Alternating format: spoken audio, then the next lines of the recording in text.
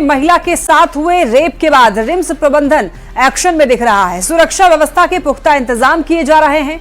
RIMS के PRO doctor Rajiv Ranjan का यह कहना है कि ऐसी घटनाओं को रोकने के लिए रिम्स की बाउंड्री होना जरूरी है। साथ ही रिम्स में 1000 से ज्यादा सीसीटीवी कैमरे लगाने की जरूरत की भी बात सामने आई। लेकिन हमारा सवाल यह है कि महिला के साथ महापाप के बाद ही रिम्स प्रबंधन की आंख आखिर क्यों खुली? ये जरूरतें पहले पूरी क्यों नहीं की गई? देखिए रिपोर्ट।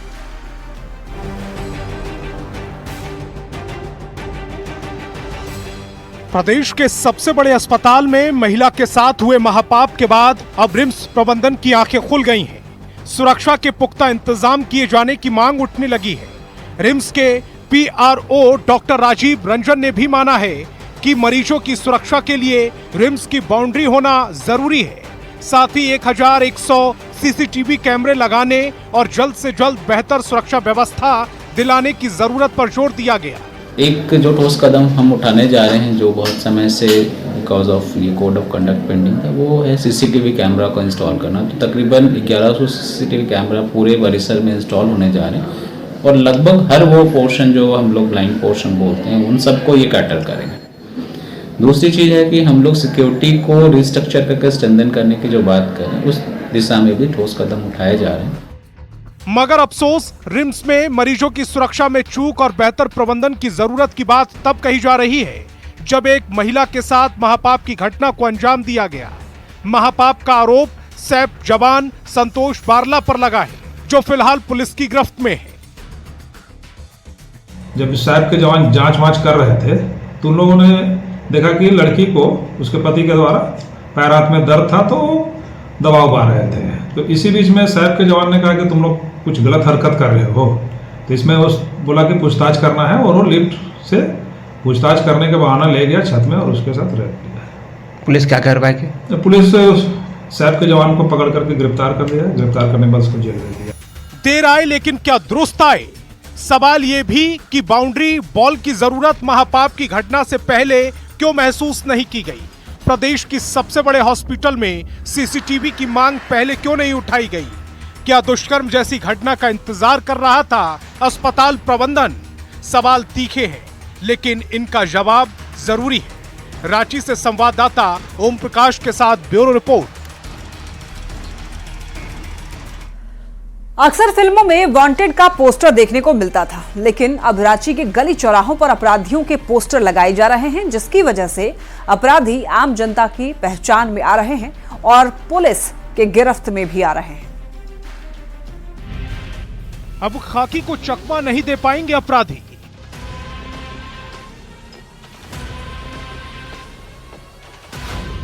अपराध की रोकथाम, पुलिस का पोस्टर प्लान।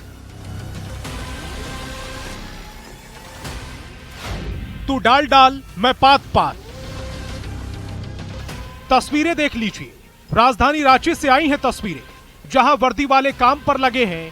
गली गली, मोहल्ले मोहल्ले, चौक चौराहों पर अपराधियों के पोस्टर लगाए जा रहे हैं। अपराधियों को पकड़ने की कोशिशें तेज कर दी गई हैं।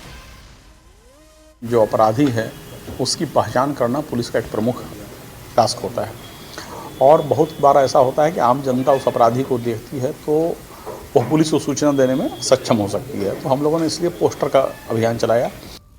अब अपराधी खुले में घूमते अगर दिख भी गए तो समझ लीजिए उसका सलाखों के पीछे जाना तय है, क्योंकि रांची एसएसपी चंदन कुमार सिन्हा की अपील को जनता ने जरा भी सीरियसली लिया और अपराधी की सूचना नजदीकी पुलिस स्टेशन को दे दी, तो न खुले में घूम पाएंगे अपराधी और न फिजाओं में घोल पाएंगे अपराध। जो कांड में शामिल अपराधी हैं या जो फरार अपराधी हैं, उनके पोस्टर्स को हम लोग लगाएं, और ताकि आम जनता फीडबैक दे पाए कि अगर उनके क्षेत्र में वो अपराधी दिखता है। साथ ही उस अपराधी पर भी एक मनोवैज्ञानिक दबाव रहता है कि हम कहीं भी जनता के द्वारा पहचाने जा सकते हैं। इससे क्राइम प्रिवेंट भी होता है। कोशिशें नायाब हैं, बस सहयोग की आस है, फिर अपराध मुक्त होगी रांची। Bureau report, news 18। हरे हरे नोटों की रंगत और पॉकेट में 500 के नोट की गर्मी किसे अच्छी नहीं लगती, लेकिन अब जो खबर हम आपको बताने जा रहे हैं उसे सुनकर आप भी हैरत में पड़ जाएंगे।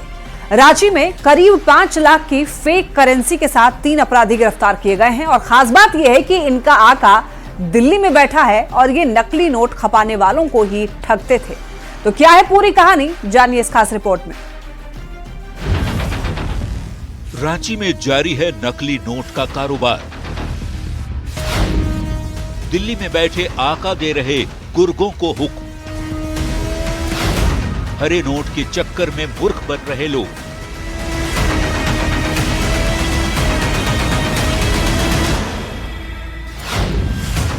रांची के अरगोड़ा में पुलिस के हत्थे चढ़े ये हैं नकली नोट के कारोबारी। नाम है साहिल, साबिर और अबू हजैफा।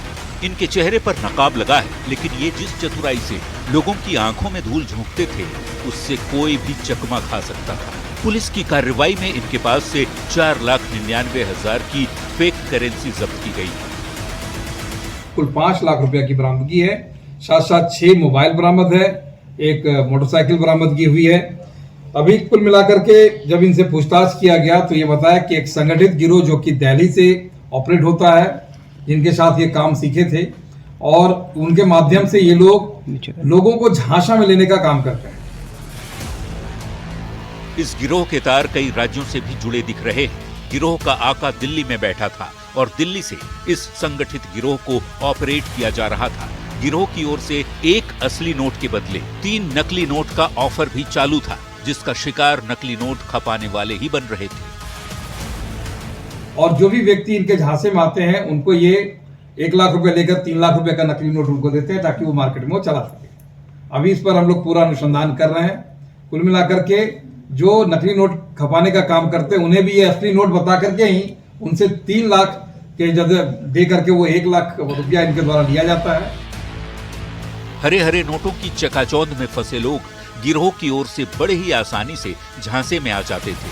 गड्डी में ऊपर और नीचे असली नोट, जबकि बीच में फेक करेंसी रखकर ठगने वाले लोगों को ही चूना लगाने का सिलसिला जारी था। ये नकली नोट बीच में जो है उसमें नकली नोट में कुछ और नाम लिख दिए हैं। रिजर्व बैंक के स्पेलिंग में गलती, चिल्ड्रन बैंक, उस तरह के सभी तरह का नोट इसमें डाला गया। ऐसा नहीं है कि नकली नोट जो है वो पूरा का पूरा नकली नोट के रूप में है।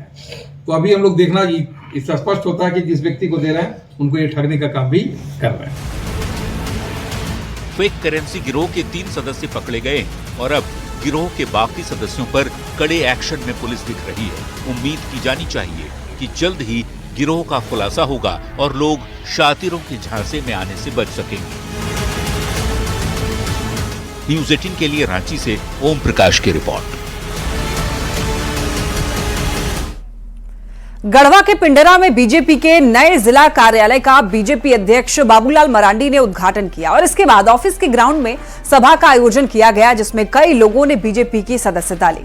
बाबूलाल मरांडी ने इस मौके पर कार्यकर्ताओं को चुनाव में मिली हार को भुलाकर नई ऊर्जा के साथ पार्टी को मजबूती देने में जुटने की अपील की। उन्होंने सरकार पर हमला भी बोला और चुनाव में किए गए वादों को पूरा करने की नसीहत भी दी। वर्तमान सरकार ने झारखंड के सभी तबकों के लोगों के साथ वादा तो जगह है। इन्होंने कहा था कि सभी महिलाओं को मैया योजना से जोड़ेंगे, लेकिन आज भी झारखंड में जहां कहीं भी जाते हैं तो बड़ी आबादी है महिलाओं जिनको मैया योजना का, सम्मान योजना का पैसे नहीं मिल रहा है। आए दिन अखबारों में भी आपने देखा, ब्लॉग में भी जाकर के लोग डिमांड करते रहे। महाधिवेशन से पहले झारखंड मुक्ति मोर्चा अपने कुनबे को मजबूत बनाने की तैयारी में जुटा है। झारखंड मुक्ति मोर्चा खरमास खत्म होने के बाद पार्टी में कार्यकर्ताओं को जोड़ने की तैयारी कर रहा है, जिनमें से कई बड़े नेता झारखंड मुक्ति मोर्चा का दामन थाम सकते हैं।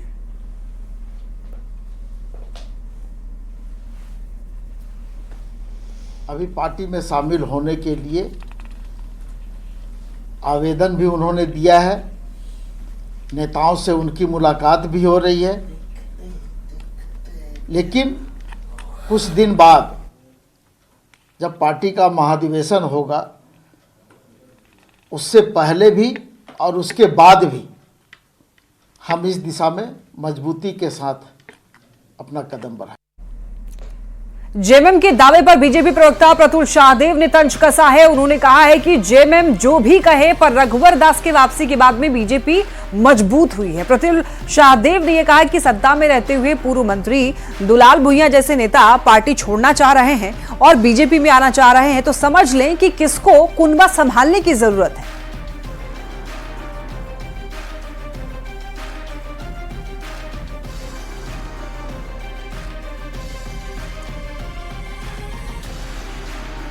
कुछ नहीं जाता भाई, ये तो हमेशा से दावा करते रहे हैं। हमारी पार्टी ज़रूर मजबूत हुई है रघुवर दास जी के वापस आने से। अब तो रघुवर दास जी, अर्जुन मुंडा जी, बाबूलाल मरांडी जी, चंपई सोरेन सरीख के बड़े नेता हैं, वो पार्टी को मजबूती देंगे। सकारात्मक विपक्ष की हम भूमिका को निभाएंगे। अब वो अपने पहले कुनबे को संभाले। सत्ता में रहने के बाद भी जब उनके पूर्व मंत्री दुलाल भुइयां जैसे नेता इच्छा जाहिर कर रहे हैं बीजेपी में आने की, तो किसको कुनबा संभालना है वो देखने की बात है। अब फिलहाल तो वो लॉ एंड ऑर्डर संभालें। और अब बात करेंगे झारखंड हाई कोर्ट के एक ताजा आदेश की, जिसके जरिए शक्तियों के संतुलन को लेकर कोर्ट ने अपने फैसले में नजीर पेश की है। इसके जरिए क्षेत्राधिकार और अतिक्रमण के बारे में सभी चीजें क्लियर की गई है। दरअसल शुक्रवार को खरकई डैम प्रोजेक्ट और धनबाद रिंग रोड मामले में दायर जनहित याचिका पर हाई कोर्ट में सुनवाई हुई। हाई कोर्ट ने इन दोनों जनहित याचिका को खारिज करते हुए राज्य सरकार के कामकाज में किसी तरह के हस्तक्षेप से इनकार किया। कोर्ट ने अपने आदेश में कहा कि संविधान के तहत विधायिका, कार्यपालिका और न्यायपालिका के पास अपने अपने क्षेत्र हैं। ऐसे में एक दूसरे के क्षेत्राधिकार का अतिक्रमण उचित नहीं है। न्यायालय का कहना है कि ऐसे कराने, न्यायालय के द्वारा कोई कार्य कराने से हमें कभी कभी सरकारी जो तंत्र है उसमें हस्तक्षेप करना पड़ता है, जो कि न्यायालय के लिए सही नहीं है। यदि न्यायालय उनके कार्य में हस्तक्षेप करेंगे तो कई बार ऐसा भी हो सकता है कि सरकारी तंत्र भी न्यायालय के कार्य में हस्तक्षेप करने की हिमाकत कर सकते हैं। इसलिए न्यायालय ने कहा कि हमें अपना कार्य करना चाहिए और सरकारी तंत्र को अपना कार्य करना चाहिए। न्यायालय की अपनी एक सीमा होती है, हमें सरकारी तंत्र के कार्य में की सीमा में हस्तक्षेप करने की ज़रूरत नहीं है। यह कहते हुए उन्होंने रांची में राज्य स्तरीय बैंकर्स समिति की 89वीं बैठक हुई और इस बैठक में वित्त मंत्री ने बैंकर्स को अपने कार्यशैली में सुधार को लेकर सख्त चेतावनी दी, तो कृषि मंत्री ने ग्रामीण इलाकों में एटीएम नहीं खोले जाने पर नाराजगी जताई। कृषि मंत्री ने बैठक के दौरान सख्त लहजे में कहा, बैंकर्स अपना रवैया सुधारे, नहीं तो कड़ी कार्रवाई की जाएगी। वित्त मंत्री राधा कृष्ण किशोर ने बैंक की ओर से केसीसी लोन में बैंक परेशानी का आरोप लगाया। साथ ही वंशावली बनाने में महिलाओं को नजरअंदाज किए जाने पर नाराजगी जताई। उन्होंने सुदूर इलाकों में बैंक की शाखा खोलने, आदिवासियों को आसानी से लोन देने पर जोर दिया। आगे कुछ तो कम से कम एक ड्राफ्ट तो तैयार करे कि आज कैसे CNT-SPT कानून के अंतर्गत आने वाले जमीनों को भी लोन दिया जा सकता है। अरे कुछ कोशिश तो करें हम लोग। आज अगर मैं भी लोन लेना चाहूँ तो मैं बता रही हूँ, मैं भी स्थिति में हूँ कि मुझे कोई बैंक लोन नहीं देगा, मगर इसके लिए कुछ ना कुछ समाधान तो निकाला जा सकता है। जब तक बैंकर सपोर्ट नहीं करेगा लोन के माध्यम से, तब तक वह लक्ष्य हम प्राप्त नहीं कर सकते। कोई भी राज्य प्राप्त नहीं कर सकता है जो उनका उद्देश्य होता है कि कैसे सोशियो इकोनॉमी को हम डेवलप करें। तो उन लोगों ने कहा है कि हम अगले वित्तीय वर्ष में लगभग 50% से बढ़कर के 55% हम ये CD रेशियो प्राप्त करेंगे, ये उन्होंने भरोसा दिलाया है। हजारीबाग के कई ऐसे इलाके हैं जहां पर अवैध कोयला का उत्खनन हो रहा है और इस कोयले को जिले में चल रहे ईंट भट्टों को सप्लाई करने का आरोप भी लग रहा है। अधिक पैसे के लालच में बड़का गांव के कई इलाके में अवैध कोयला का उत्खनन जारी है। छोटे से मुहाने के जरिए लोग अंदर जाते हैं और जान जोखिम में डाल करके कोयला निकालते हैं। तो इस गतिविधि की सूचना मिलने पर वन विभाग एक्शन में आया है और करीब 32 अवैध कोयला खदान के मुहाने को डोजरिंग करते हुए बंद कर दिया है। वन विभाग और जिला प्रशासन की ओर से अवैध माइनिंग के खिलाफ टास्क फोर्स का गठन किया, लेकिन दूसरी ओर केवल बड़का गांव में ही 500 से अधिक ईंट भट्टे चल रहे हैं जहां पर चोरी के कोयले की सप्लाई की जा रही है और इस पर कोई कार्रवाई नहीं हो रही है। अधिकारी से वार्ता की गई और निर्णय लिया गया कि नहीं, इसको हर साल हम लोग डोजरिंग कराते हैं, इस वर्ष भी डोजरिंग कराएंगे।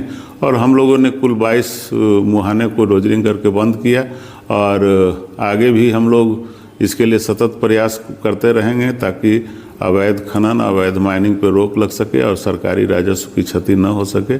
कि हजारीबाग के वन विभाग ने जो है एक बड़ी कार्रवाई करते हुए कई कोयला जो जहां से निकाले जाते थे उस जगह को जो है बंद किया, यानी जो है डोजरिंग कर जो है उस जगह को जो है बिल्कुल समतल किया। और यह जगह जो है बड़का गांव क्षेत्र के जो है जंगली इलाके में पड़ता है। बता दें कि वहां से जो है इलीगल रूप से कोयला का निकासी होता था और उसकी खपत जो है कई जो ईटा के भट्ठे थे वहां पर किए जा रहे थे। और इसकी जानकारी जो है वन विभाग को लगी और वन विभाग जो है घने क्षेत्रों यानी घने जो है वन वाले क्षेत्र में जाकर जो है कार्रवाई करते हुए जो है इसे जो है बंद कराया है। बता दें कि ऐसी कार्रवाई से इलीगल रूप से कोयला का खनन करने वाले तस्करों के बीच जो है हड़कंप का माहौल जरूर देखने को मिल रहा है। सुशांत सोनी, न्यूज़ 18, हजारीबाग। बड़ी खबर जैक से जुड़ी हुई। झारखंड एकेडमिक काउंसिल यानी कि जैक की ओर से होने वाली परीक्षा पर ग्रहण लग सकता है। जी हां, दरअसल 18 जनवरी तक ही जैक अध्यक्ष अनिल महतो का कार्यकाल है और अभी तक नए अध्यक्ष या फिर नई व्यवस्था के बारे में कोई फैसला नहीं आ सका है। अनिल महतो ने कहा है कि नई नियुक्ति नहीं होने से जैक के कामकाज पर असर पड़ सकता है और करीब 6 परीक्षा पर ग्रहण भी लग सकता है। शिक्षा मंत्री रामदास सोरेन ने यह कहा है कि सरकार को हर बात की चिंता है और जैक अध्यक्ष पर सरकार सही समय पर फैसला ले लेगी। कुर्सी है, सब कुछ उन्हीं के पास है। जैक का ऐसा एक्ट है कि सब कुछ क्वेश्चन का, प्रश्न पत्र का संधारण, प्रश्न पत्र कहां से जाएगा, कैसे जाएगा, कौन भेज रहा है, कोई नहीं जानता। हम छोड़ के दिक्कत होगी, लेकिन कोशिश करेंगे। अगर हम नहीं भी रहे, जब तक नहीं आता तो हम घर से करेंगे वो सब, लेकिन करेंगे जैक के लिए। कल अभिभाग को चिंता, हम लोग को भी चिंता, अल्लाह चिंता मत कीजिए। समस्याएं होंगी क्योंकि तो नहीं कब तक आ जाएंगे? आपको खबर मिल जाएगा। बहुत नया चेयरमैन बनेंगे, बहुत जल्द उसका रिजल्ट आएगा। खबर रामगढ़ से, जहां पर पुलिस ने बंधक बनाकर रखे गए पूर्णिया के इलेक्ट्रिकल कॉन्ट्रैक्टर धनंजय कुमार को अपहरणकर्ताओं के चंगुल से छुड़ाया है। बाजारटांड में की गई कार्रवाई में आरोपियों के पास से एक लोडेड पिस्टल के साथ गाड़ी, नशे के इंजेक्शंस और दूसरे सामान भी बरामद किए गए। दोनों अपहर्ता ने ठेकेदार के मोबाइल से 50,000 रुपए ट्रांसफर कर लिए थे और छोड़ने के लिए 50 लाख की डिमांड कर रहे थे। बांध दिया, पिस्टल सटा दिया कान में, बोलता है कि जो है तुम 50 लाख रुपया देगा हमको, तुम बहुत अमीर हो गया है, यहाँ जमीन ले लिया, वहाँ जमीन लिया, बहुत पैसा कमाता है तुम पैसा देगा तब यहाँ से हिलेगा। कितने किडनैपर थे? जी 2। और मेरे अकाउंट से जो है लॉक खुलवा लिया और सारा फोन पे से अपने अकाउंट में पैसा ट्रांसफर कर लिया है। कितना? पता नहीं कितना किया है, सामने मेरे सामने में 50,000 कर लिया था और बाकी कितना किया हम नहीं देखे। पासवर्ड चेंज कर लिया है मोबाइल का। वो कितना लोग थे? अपराधी कितने लोग थे? 2 हथियार भी था? हाँ, एक पिस्टल था।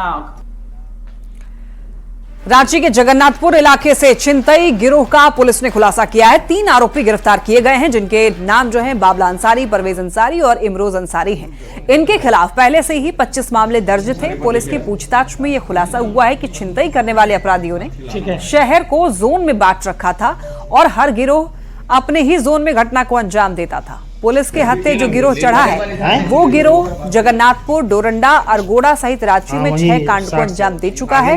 पुलिस ने कार्रवाई के दौरान छिनतई के 15 मोबाइल भी बरामद किए हैं।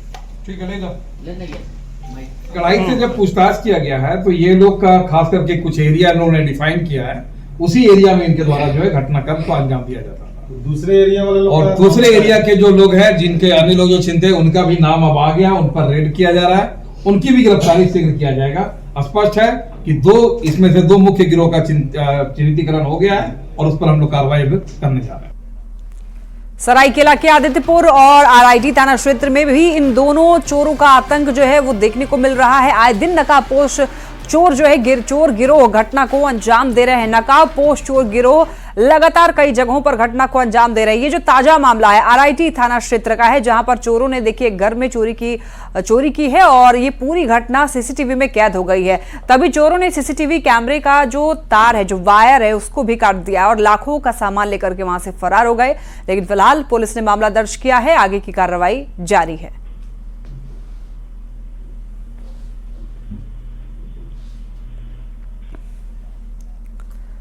चाईबासा के चक्रधरपुर में महिला बाल विकास और सामाजिक सुरक्षा विभाग की ओर से कार्यक्रम का आयोजन किया गया। कार्यक्रम में मंत्री दीपक बिरुवा ने शिशु शक्ति संवर्धित THR का उद्घाटन किया। वहीं कार्यक्रम में सांसद जोबा मांझी और विधायक सुखराम उरांव भी शामिल हुए। बच्चों के बीच शिशु शक्ति संवर्धित THR पैकेट का वितरण किया। तो इस दौरान मंत्री दीपक बिरुवा ने कहा कि हम सभी को मिलकर के कुपोषण को दूर करना है। इससे जुड़ा हुआ है, हमारे बच्चे का भविष्य जुड़ा हुआ है, इसलिए इसको सरकारी तंत्र के अलावा भी हम जनप्रतिनिधि और क्षेत्र में सामाजिक दृष्टिकोण से इसको हम लोगों को मदद करना चाहिए और इसका बेहतर परिणाम आना चाहिए। इसी के साथ बुलेटिन में इतना ही। तमाम खबरों के लिए आप देखते रहिए News 18।